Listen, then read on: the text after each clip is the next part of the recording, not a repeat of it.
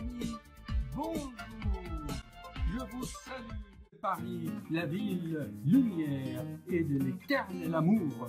Je vous offre une nouvelle vidéo pour continuer le combat de la vie. Pour les cœurs, à cœur brillant, rien n'est impossible, chers amis. Chers amis, bonsoir. Heureux de passer cette soirée avec vous. Il est presque minuit. Je vous explique un peu le programme de la soirée. Je vais d'abord vous faire voyager dans l'espace, dans les profondeurs des trous noirs où j'ai appris il y a des nouvelles découvertes, des découvertes curieuses et des mystères qu'on ne savait pas sur ce qui se passe dans ces trous noirs. Je pense que vous connaissez notre Voie lactée avec ses millions de galaxies. Nous tournons doucement, en mouvement spiralé, autour d'un grand trou noir qu'on appelle le grand attracteur. Ça aussi, c'est des nouvelles découvertes. Ceci, c'est important puisque dans quelques semaines, et dès maintenant, je vous prépare pour vous faire une conférence de message du Graal sur l'univers selon le Graal, une vision holistique globale. Mais nous allons aller petit à petit. Ensuite, je vais vous faire promener dans les sarcophages des momies égyptiennes, au sommet de Tyrol, là où il y a la pyramide du Graal. Ensuite, quoi encore? Là, nous allons voir l'aura et je vous parlerai de mes vidéos. J'en ai déjà parlé, j'ai souvent des allusions et je répète toujours l'éternelle phrase que les vidéos que je vous propose sont des perles qui forment un collier. Il faut vraiment les approfondir, les regarder le soir et ce n'est pas de la curiosité de savoir, de la connaissance qui va nous faire avancer. Parce que le but de cela, c'est il nous faut pour l'humanité des, je dirais, pas des siècles, mais peut-être des milliers d'années pour que l'être humain actuel sache que ce qu'il fait à l'autre, en fait, il le fait qu'à lui-même. Allez expliquer ça aux autres. Allez leur expliquer à votre collègue de travail, à votre patron, à votre manager, à votre président de la République, à votre ministre, à vos députés que ce qu'ils font aux autres ne font qu'à eux-mêmes. C'est simple. J'ai assisté à des réunions de copropriété. Vous savez, je vous assure, c'est une mascarade. Chacun va défendre sa position, son ego, le voisin contre l'autre voisin. Le jour où les voisins sachent que ce que tu fais à ton voisin, tu le fais qu'à toi-même, et là, il y a des lois pour cela. Il y a des lois que nous allons étudier là. Mais commençons tout de suite par cette une petite vidéo que je vous ai préparée par découpage, par montage. Je vais regarder ça et nous allons ensemble analyser ce que les savants, les astrophysiciens, par leur vision qui n'est pas holistique, qui est vraiment limitée dans leur domaine, ils ne peuvent pas englober tout le savoir pour comprendre les choses. Vous allez voir, nous allons discuter tout cela. J'espère que la vidéo de ce soir contribuera à avancer, à ouvrir les petits logiciels dans le cerveau et à voir d'une façon plus grande. Voyons tout de suite.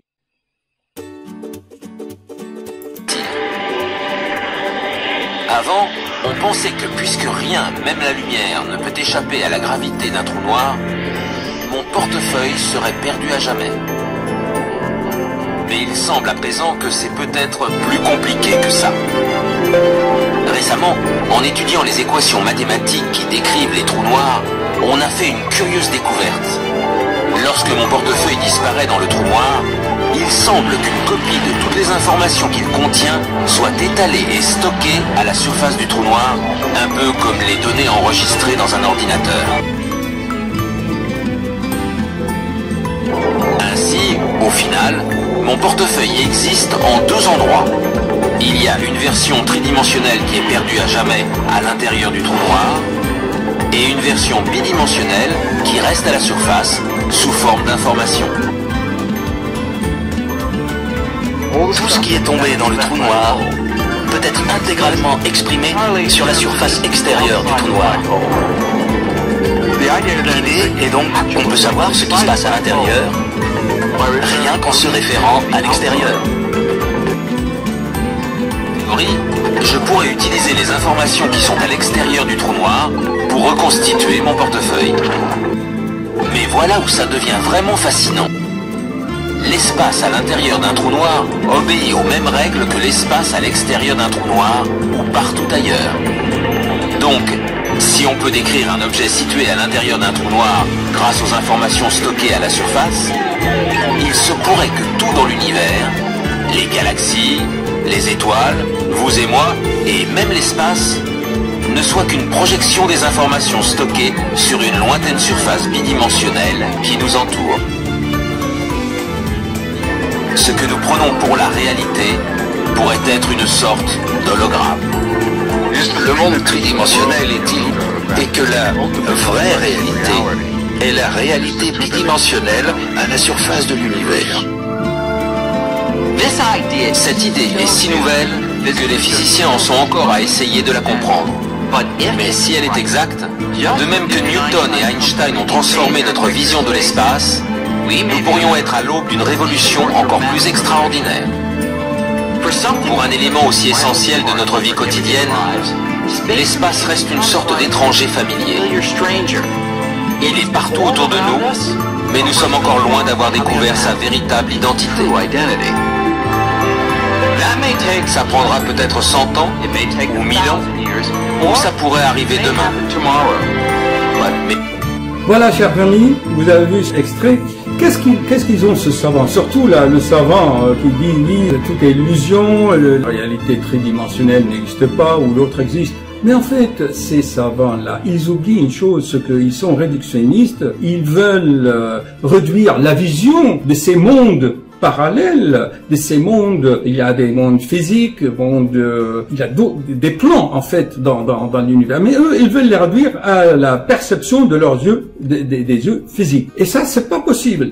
Notre corps, voyez, le corps que vous voyez, il est composé de plusieurs plans, exactement comme ils ont découvert. Parce que le cerveau actuellement, il veut voir que par lui-même, le cerveau uniquement. Mais nos ancêtres, eux, ils avaient l'intuition. Les chamans voient des mondes subtils, des mondes éthérisés, le monde astral, il y a le monde physique. La physique quantique l'a prouvé quand même. On va faire des vidéos là-dessus, tout le monde le sait. Deux photons peuvent être très loin l'un de l'autre et ils se communiquent ensemble. Mais ceci, on va sortir de notre sujet de ce soir. Donc, regardez par exemple ici. Vous voyez que déjà les anciens Égyptiens savaient que l'être humain est composé de plusieurs corps. Il y a le corps physique, solide, il y a le corps éthérique, le corps énergétique, etc., etc. Mais ça, les savants ne l'intègrent pas dans leurs conclusions, parce que, bon, pour les académiciens, ça ne fait pas trop bien de mélanger l'ésotérique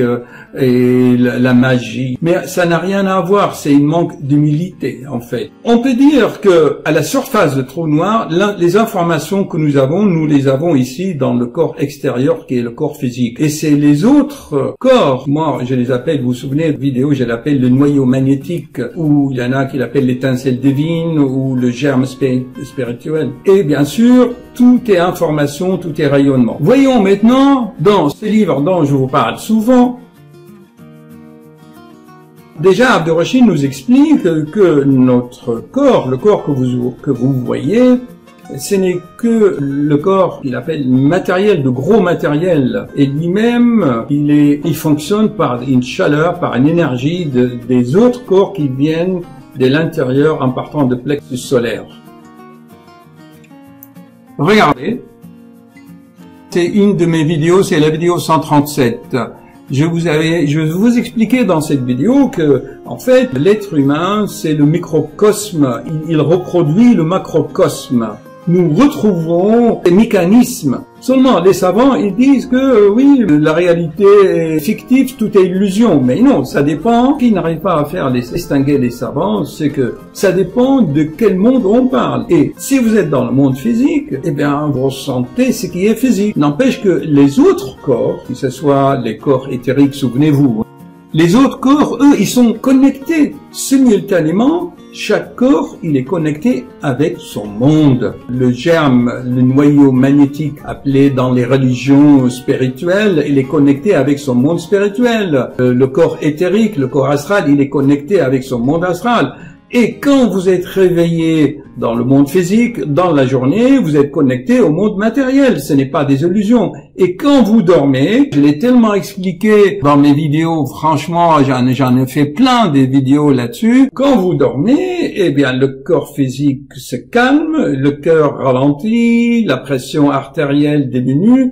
Et à ce moment-là, pendant le sommeil paradoxal, on rentre avec un contact avec le monde astral parallèle. Mais dans la journée, le cerveau, il est là, il est dans la matière. Ensuite, pendant le sommeil, le cerveau s'endort et c'est les autres corps qui s'emboîtent l'un dans l'autre, que eux, chaque corps rentre avec le monde avec lequel il est en affinité. N'est-ce pas? Je répète, chers amis, chacun de nos corps va rentrer en connexion avec le monde parallèle qui est en affinité avec lui. C'est la loi d'affinité. Maintenant, c'est quoi la pratique dans votre vie pratique de tous les jours de tout cela? Eh bien, quand vous voyez dans la vie pratique, votre corps rayonne et chaque corps va émettre son rayonnement propre et l'interférence de ces rayonnements va créer ce que nous appelons l'aura. C'est que les Égyptiens avaient trouvé. Continuons ce raisonnement. En pratique, qu'est-ce qui va en résulter? Eh bien, à partir du noyau profond de ce germe, chaque corps va faire un filtre. Il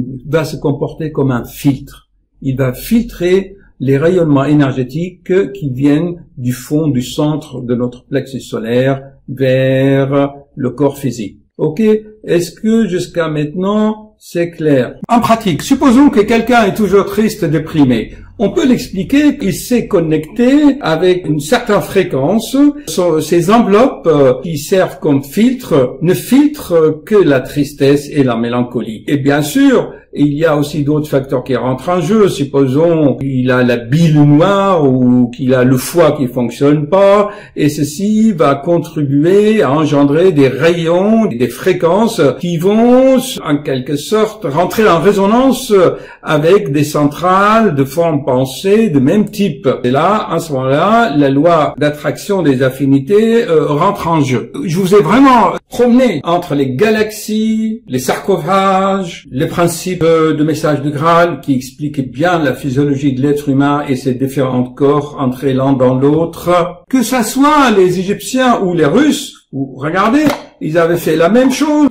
Ce n'est pas comme ça, c'est pas un amusement, c'est pas un jeu d'enfant, mais c'est un symbolisme très très important. Alors maintenant, dans les 3 dernières minutes qui me restent, quelle est la pratique de tout cela? L'être humain doit savoir, quand il exécute un acte, suite à des pensées, il faut qu'il soit vigilant. Et je vous avais dit qu'il y a quelqu'un, il y a 2000 ans, qui a dit « veillez et priez ». La veille, sois vigilant, et prie, c'était Jésus-Christ. Il a dit, pourquoi? Pour que tu saches que quand tu exécutes un acte, quand tu fais quelque chose, quand tu fais le bien ou le mal, il faut que tu saches la pensée initiale qui t'a amené à faire cette action, d'où elle vient cette pensée? De quel monde parallèle elle vient cette pensée? Est-ce qu'il vient vraiment de toi-même? Ou tu as exécuté une pensée errante, ou de quel monde parallèle cette pensée t'est venue, que ton cerveau a capté pour que toi tu l'exécutes? Parce que vous savez que notre cerveau, je vous l'avais expliqué vraiment dans beaucoup de vidéos, que notre cerveau capte, il reçoit l'information. Tenez, vous me croyez pas, je vais vous l'expliquer, mais les vidéos en fait ne sont pas très approfondies, ils sont regardés superficiellement. Et ça me désole. Je passe des heures à créer des vidéos, à faire les connexions, les relations, mais bon, les êtres humains ne cherchent pas tellement à approfondir. Tenez, par exemple, je vais chercher avec vous une vidéo où j'avais parlé des merveilles de l'être humain. Si je vais, par exemple, sur mes vidéos ici, par exemple, là, vous voyez ici, dans la vidéo 151, comment communiquer avec les mondes parallèles. Je répète, comment communiquer avec le monde parallèle, 151, spiritualité, nouvelle conception. Pour comprendre mes conférences, il faut aller déjà approfondir ces notions de potentiel électromagnétique de la pensée. Et puis j'en avais fait une autre ici en portant des précisions sur le fonctionnement de plexus solaire. Ici, le plexus solaire est une vidéo très très importante. Là, je vous montre les ondes dans le cerveau et sur là, voilà. De cauchemar, d'une véritable souffrance, car ils ne peuvent pas dormir, ou parfois leurs rêves deviennent des souffrances. Vous voyez bien. Cependant, l'avenir, et ça on va le voir dans la conférence L'univers que je vais vous lire dans quelque temps, le sort magnétique des mondes parallèles, on les recevra par le plexus solaire et par le cervelet. Alors maintenant, le cervelet, c'est le siège de l'intuition. Cette vidéo-là que j'ai vue ce matin, la vidéo que j'ai vue ce matin, je vous incite à l'écouter, c'est intéressant. Qu'est-ce qu'on veut faire dans... C'est intéressant. Écoutez ce qu'il dit, ce vénérable maître. Il dit que penser le bien, pour avoir des pensées lumineuses, il faut aider les autres. Et il l'explique à sa façon. Et là, on comprend, en fait, il vous dit, ce que tu fais à l'autre, en fait, tu le fais qu'à toi-même. Pour conclure, dans la vie pratique, comment vous savez que tu fais à l'autre, en fait, tu le fais qu'à toi-même? Pour conclure, dans la vie pratique, comment vous savez si vous avez que cette pensée vient de vous-même ou que vous l'avez captée de votre voisin ou vous avez été influencé par une réunion, ou les parlementaires ou dans une réunion de copropriété où chaque voisin ne veut que le mal de son voisin au lieu de l'aider.